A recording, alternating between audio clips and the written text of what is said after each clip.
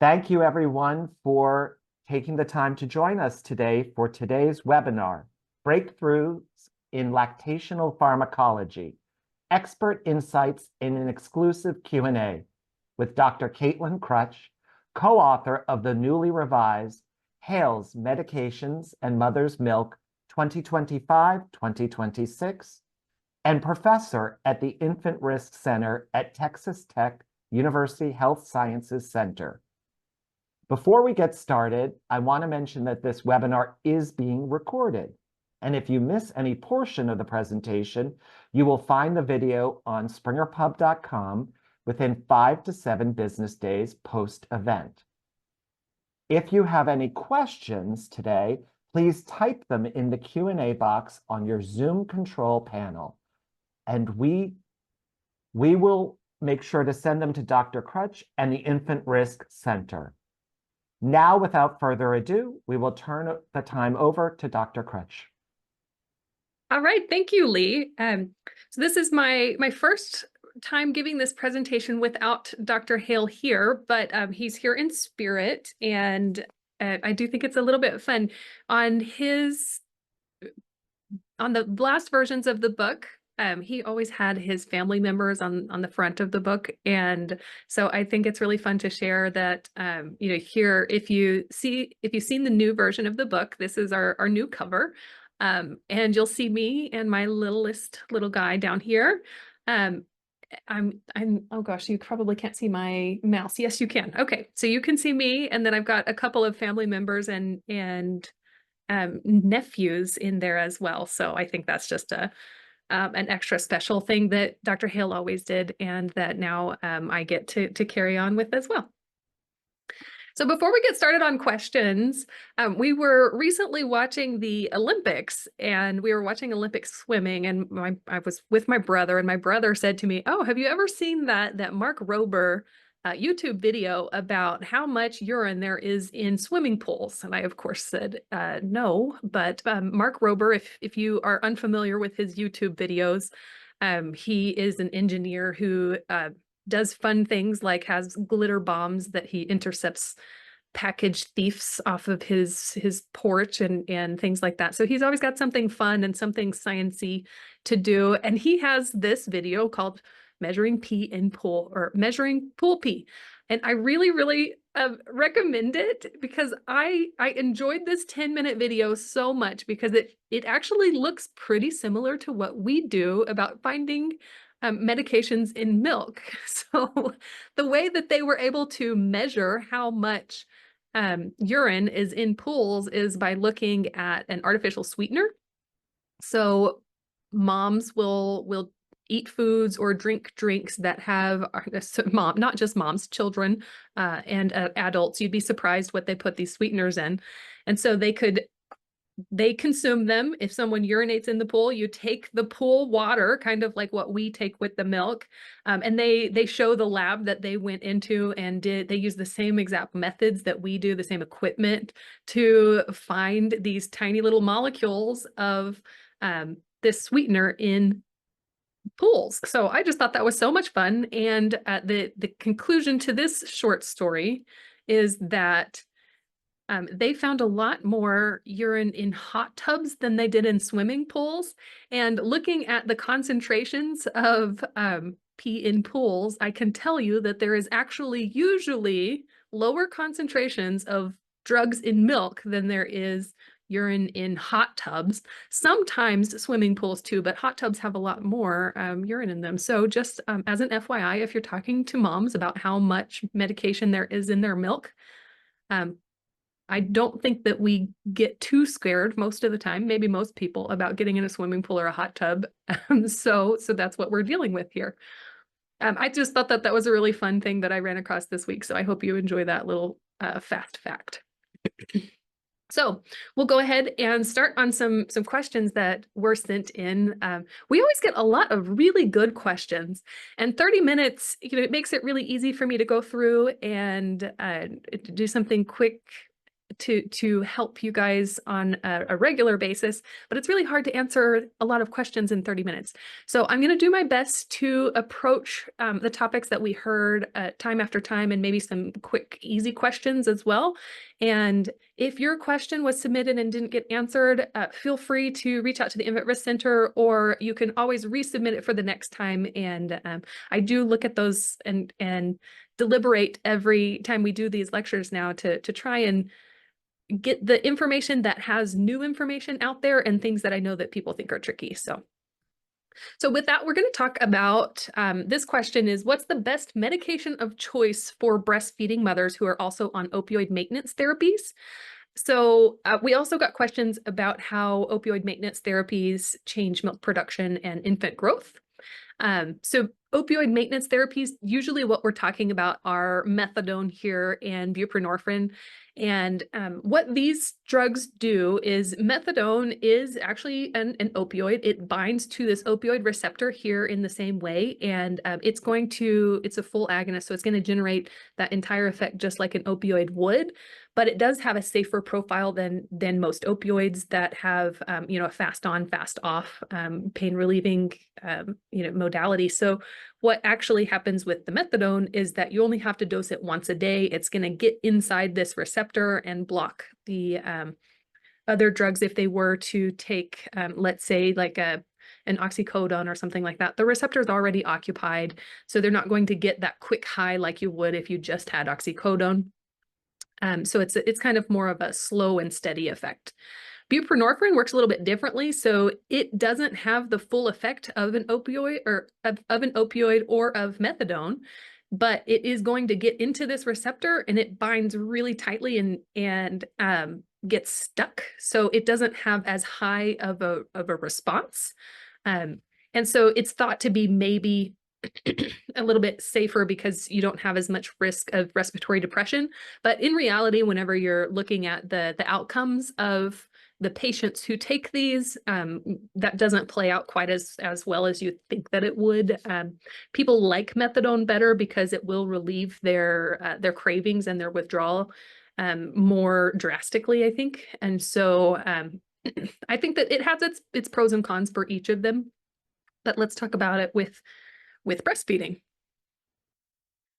So both methadone and buprenorphine are going to increase prolactin. And so as far as milk supply goes, it should actually be of some benefit. So I'm not really worried about these drugs decreasing milk supply. I haven't found any reports of slowed infant growth due to the drugs themselves. There's a lot going on in these patients. So with the amount of data that we have, I don't want to completely rule it out, but at the same time, I don't know that I have enough data to say that, yeah, I think that's happening. If you think that you see it happening clinically, mention it to a researcher and they might start looking into it. And I always think it's such a good idea whenever clinical suspicions are what drives research and the research that's happening in practice. I think that it just makes much better research and much more, when I say better, it's more useful to the end user of information. These women who are on medication-assisted therapy, they are a lot less likely to breastfeed, but that's not necessarily associated with the meds. Or maybe it is, and we haven't looked into it, about the fears of transfer, but they are, I think it's around like 30% initiation for breastfeeding. So much, much lower rates of breastfeeding in this group. But the big takeaway that I have here is that the best medication of choice for breastfeeding mothers on opioid maintenance therapies is the one that works for that patient. So overdose is the leading cause of postpartum death, and opioid use disorder is going to make that overdose death 20 times more likely. And we know that medications like buprenorphine and methadone reduce the odds of overdose death by 60%. So the most important thing is that these moms are taking something. Usually the drugs, you'll look at the different options. Buprenorphine comes in a lot of different ways. It'll have long-acting injections now, or you have sublingual films or tabs. Whatever works best for that patient's life that's going to help them take the medication that will prevent an overdose and a death is what we want them to be doing. I do want to share a little bit of new information. It's a little bit adjacent to what we talk about here at the Infant Risk Center with medications, but it's very relevant to breastfeeding. So there was a comparison that just came out of looking at the Finnegan neonatal abstinence scoring system compared to a newer system that evaluates outcomes in these opioid exposed neonates. So that's called the Eat Sleep Console tool. So ESC versus FNASS. What they found in here is that, I think many of us know this if you've worked in breastfeeding and opioid use disorder, it's pretty well known that mother's own milk, providing mother's own milk to an infant that's having symptoms of withdrawal is going to have a shorter length of treatment, and they did find that here.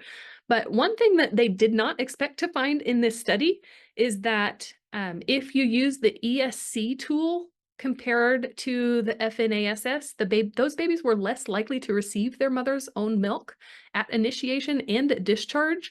And so that was kind of a surprise to the authors. I was a little bit surprised to read it as well. And they're looking into why that might be the case.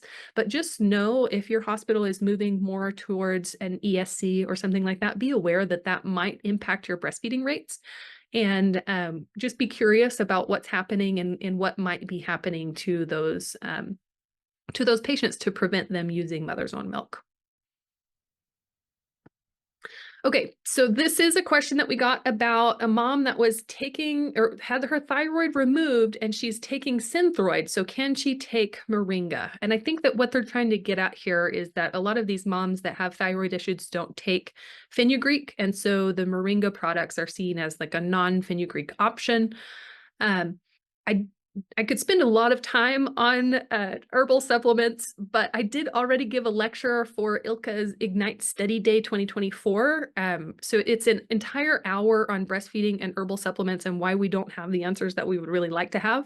So I would just recommend that go out, watch that lecture, get your SERPs, and Moringa would not be my preference for this mom. There are some studies that say that it can be thyroid protective. It also can be thyroid stimulating. We just don't know. There's not enough data on either side to make me say that we know what's going on here. So in that case, I would probably say that this mom should stay away from Moringa. But I really liked doing that lecture. It was a fun opportunity to speak for an entire hour about something that I usually, have about 3 sentences of a statement about herbal supplements that we say here at the InfantRisk Center. So I really recommend go and watch that lecture. I think it's kind of, it's fun. It's different than what you normally get to hear of, and I got to go through quite a handful of examples of things that we know and things that we don't know. Okay, so next question is, what advice would you give a mental health care provider who is trying to explain the risks and benefits of continuing an anxiety medication during lactation? And this was kind of fun because I was recently talking with another colleague who is a researcher, Dr. Viguera, who is I believe she's a psychiatrist, and she runs the Mass General pregnancy registry for psychoactive medications. I think that they are specifically there for antipsychotics, but she works with these women all day, every day. And so it was really fun to get to talk to her about what she does and, where she finds the risk and how she's able to talk to moms. And I asked her this question too, and she said the same thing that I did in a lot of ways, which is that you have to focus this conversation on the benefit associated with treatment and the risk associated with lack of treatment. Both of those things are really important. And whenever you're talking to these moms that have anxiety, a lot of times they're only thinking about the baby and they're not really thinking about themselves or about how a better version of themselves, which might be therapy and it might be medications. There are a lot of different options there, but as a mom, it seems like we have an easier time sacrificing our time or our health to do what we perceive as being better for the baby. But, just make sure that you're having a really big conversation about support and having a whole mother, not just make it specific about the medication, which I think that lactation consultants in general do a really good job about that. So you guys are the experts in talking to the moms. I think that they do, you guys just do a really good job with that. But one thing that I think, helps patients in the postpartum is that you forget about the differences between pregnancy and lactation. I say this all the time, but we say pregnancy and lactation as if it was the same, but it's not. In pregnancy, the baby, a lot of times, if a drug is passing across the placenta, the baby is having the same amount of exposure that the mom is. And that is what happens a lot of times. But in lactation, that is not the way that it works. The amount of drug exposure during lactation is so much smaller than in pregnancy for most drugs that, I think that helps the moms feel a lot better. Your baby or your body is basically like a Brita filter to keep that milk compartment safe. So our bodies do a really good job at that. And for anxiety meds, unlike a lot of other meds, we have pretty good data that they're low risk. And don't forget, we do have data on buspirone now. So even at high doses, we know that there really isn't any buspirone in milk. And we have a lot of data about SSRIs like sertraline or escitalopram, things like that, that even whenever you're at the higher doses, which a lot of times is what is required for anxiety, that the infants really, I think, are doing better with a treated mother, or I should say, with a healthy mother. And if they can do that without medication treatment, that's great. But I don't want them to feel like taking the medication is a failure in any way. And then I would remind them too that if they are taking benzodiazepines, so things like Xanax or Klonopin, the risk of respiratory depression there, we worry about that as healthcare providers. You take a benzodiazepine, it kind of just suppresses everything. And one of the things that it suppresses is your respiratory drive. But the risk of that, the adverse effects that we've seen in case reports of harm is really in combination with opioids. And so that always makes me feel better whenever I'm going in there and talking to patients that are taking benzodiazepines, just to make them feel safe enough to treat themselves. So this is just a buspirone here, and I just wanted to show you this article that we do have out now. So this came out of the InfantRisk Center, and buspirone relative infant risk was calculated between 0.2 to 2%, so really low here. And this, like I said, it was at high doses, so I feel pretty confident that these women are going to be all right. So we moved it to a lactation risk category 2. Another really good question that we got is there a structured or accepted approach for a breastfeeding mother on polypharmacy? I wish. I really wish. So we do not have a structured approach that is published or anything like that, where someone could read some instructions and say, okay, this is how I'm going to look at this long med list. What I can tell you that we do here, and like I said, I just talked with Dr. Vigera, who's at Cleveland Clinic and runs that registry. The same thing that she does is you kind of group drugs by the same mechanism that they have. If you are taking a drug for high blood pressure and you're taking a drug for depression, usually those drugs aren't going to have a whole lot of overlap that are going to cause harm. So you group by that mechanism, and then let's say that you have a patient that is taking something for depression, or maybe they're taking 2 drugs for depression at really high doses, and then they're trying to add on a third or a fourth. Well, it really depends on the mechanism. If they are all working in the same way, then I would worry about that being risky. This is really hard to do, and I would say that polypharmacy is probably 75% of the questions that I get from my nurses here at the InfantRisk Center. So whenever you guys call in and they say, well, I need to check on that, I'm going to go ask Dr. Hale or Dr. Krutsch, and they come up to us. We get a lot of these because there are some really nasty combinations that we see. And it's kind of interesting. It's not really the number of drugs in the list that we get. It is more about what are they covering, and are they pushing those doses up a lot higher? If they're using really low doses of a handful of things, I would really I would prefer that over, maybe 2 drugs at really high doses of things that we don't have studied.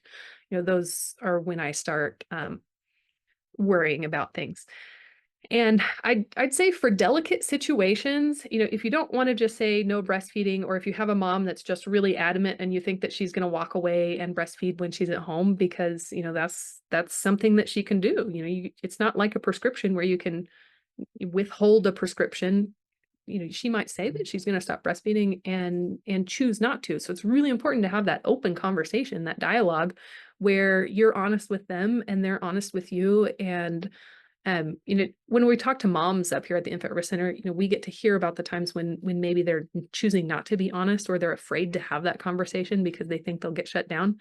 So you have to have the conversation so that if you think there's risk, well, it would be better for them to have that risk while they're being supervised, and you can help them, teach them how to monitor that type of thing. So what I always like to do is just start slow and then titrate up after that. So when I say start slow, start just with 20 or 25% of mom's milk, and then donor milk or formula, something like that, and see how the baby does for a couple of days, and then start increasing the amount. And if you're pretty uncomfortable, see if you can just get them to stop at half and half, and make sure that they're coming in for monitoring. Okay, so I got a question about follow-up guidelines for breastfeeding on lithium. And I think this is a really good question because it takes a lot of work. So lithium, whenever you look at all of the things that we assess to say if it's going to go into milk or not, so you look at, number one is going to be the weight of the drug. See, the atomic weight, this is, we call it a drug, but this is actually an element, right? This is an element with the atomic number of 3. There are only 2 elements that are smaller than this. Hydrogen is smaller than this. So you look at the atomic weight, well, it's 7. That's really, really small. So it's just going to pass through that lactocyte barrier like you wouldn't believe. So it's going to be there, and you're not going to prevent lithium from getting in the milk if the mom is taking it. So this takes a lot of caution. So lithium, it's a metal, so we worry about, think about it in the same way that you think about any kind of heavy metal or metal poisoning, if you will. Whenever we didn't quite know how to handle this, especially like early in the 1970s or something like that, that's when we had cases of high lithium levels. And a lot of times that's whenever you have a baby that is already sick and you don't know what is happening, and the mom is going to take some meds, usually during pregnancy too, or whenever I say meds, whenever they take the lithium during pregnancy and then they deliver. So I think that everyone's afraid of it because of the way that it was done in the 70s. But if you know what to watch for, you can monitor and you can have a mom on lithium and safely breastfeed. So how do we do that? Number one is education. You need to know what to look for, and your mom has to know what to look for. So if you have any kind of dehydration, that is going to increase the baby's lithium levels in no time flat. So you watch for dehydration, try and prevent it. And then you want to watch for like the number of diapers, but then with the lithium, what you're looking for is drowsiness, low muscle tone, things like that. So know that the risk is the highest during the first month postpartum.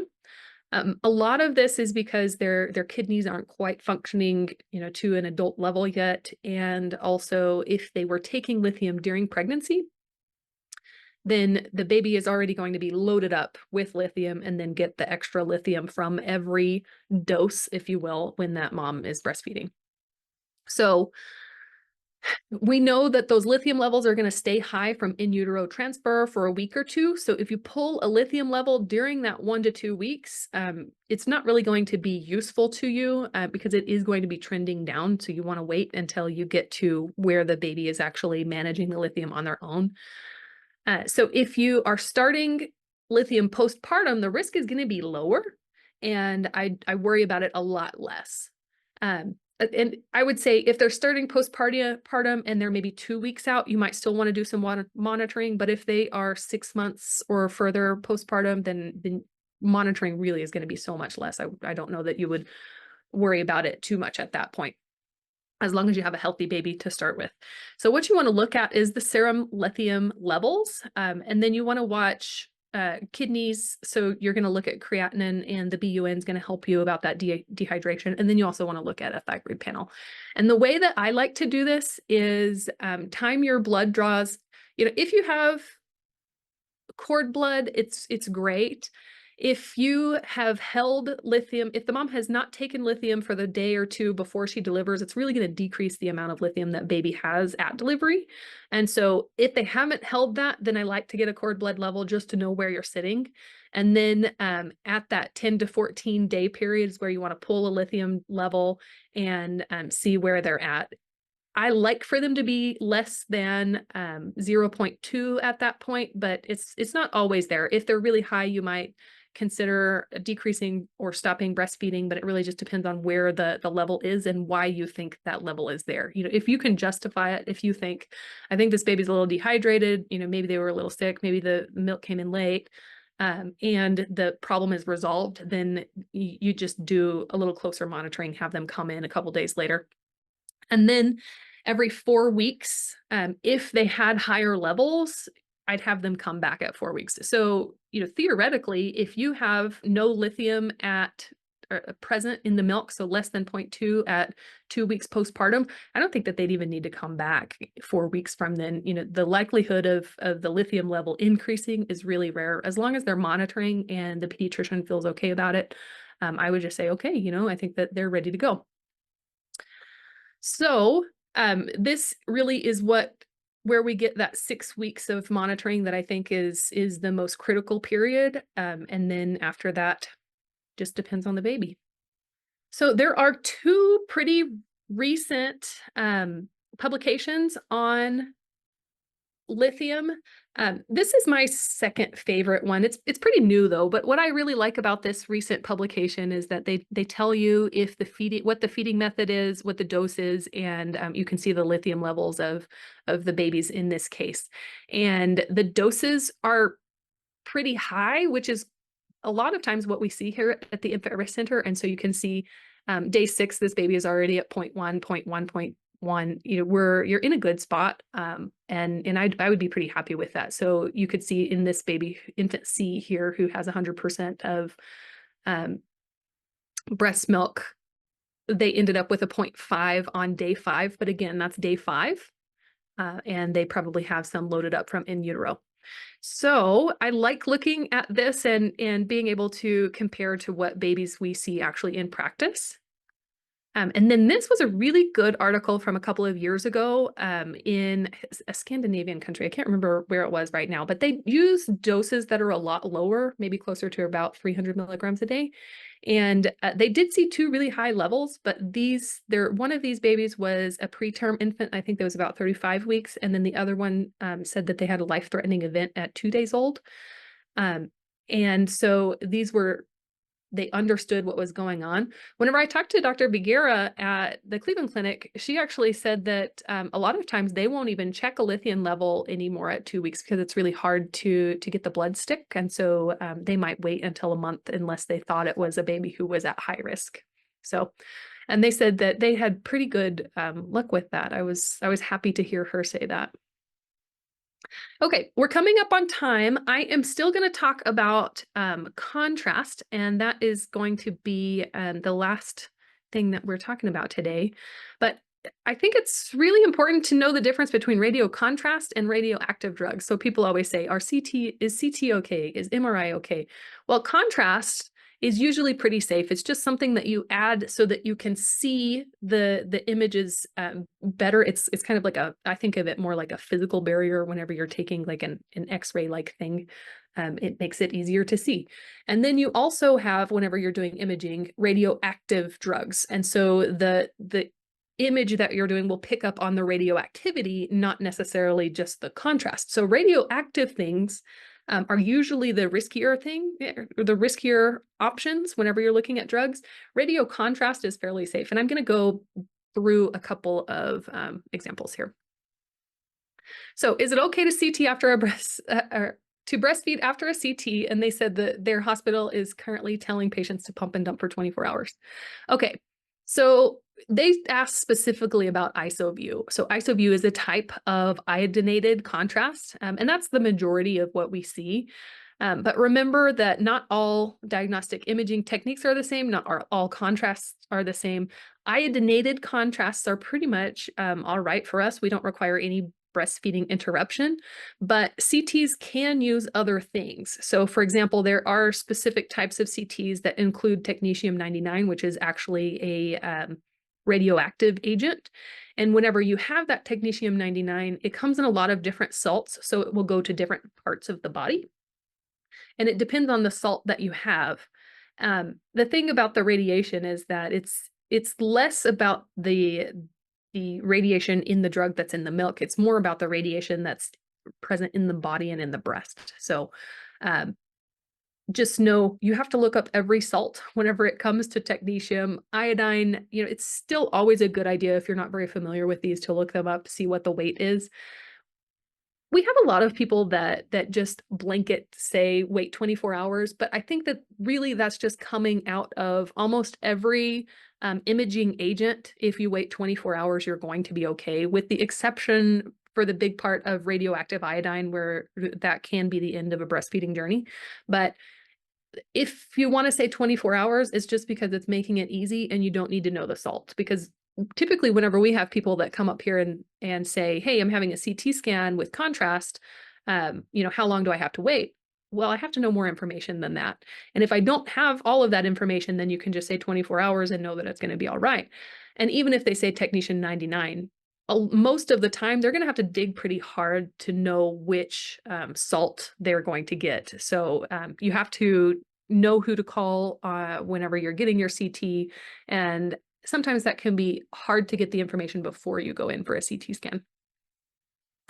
And then FDG, someone sent in a question about FDG. So this is for PET scans, and this is actually radioactive. And so in the ABM protocol, it says what is, the protocol says that contact between the mother and the child should be limited for 12 hours after the injection.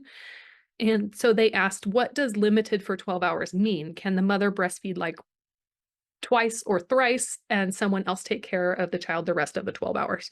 So I actually went into the Medications in Mother's Milk book and just pulled a direct quote of what we say about it. And let me explain it a little bit more. But so we say that because the infant receives more radiation from close contact with the breast, the close contact should be probably avoided for 4 hours and minimized for 10 hours due to the release of gamma radiation from the mother. So milk pumped during this time can be fed to the infant by another individual. So this is actually a PET scan of a mother. So these are breasts here, and this is breast cancer that developed during pregnancy. And so this FDG imaging agent, you can actually see it sequestered right here in the cancer. It made it viewable. But the big problem here is that, yes, we were able to see these gamma rays get picked up on the image, but if you are holding a baby to your breast, and you probably at this point don't even know what the image said yet, you don't know if you have cancer or not.